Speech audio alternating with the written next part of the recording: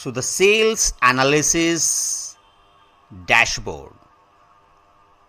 So in the sales analysis dashboard, basically those want to become the data analyst and the data scientist and want to analyze the data with the help of Power BI.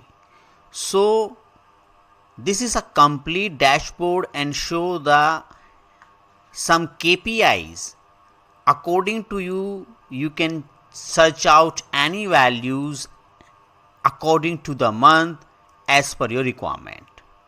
When I click on the clear sections, so you can see all the values is randomly changed. When I click on this, so according to the category, it will show all the data.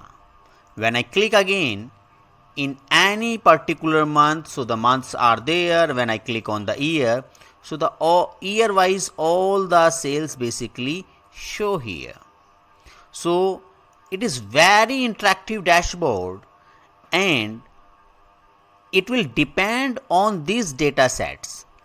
You can see this is a data set and I have created so many measures here, like on time order, and like on time order values.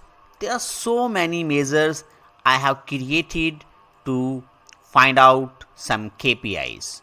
So it will give the help, and basically with the help of some measures we can easily create that kind of the dashboard. And now if you want to analyze, if you want to create any interactive dashboard, so it is very helpful. Now the Power BI is a very demanding tool to visualize the data and to analyze the data now this time.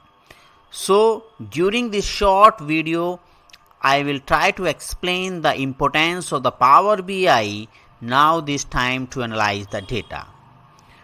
So thank you very much for watching this video.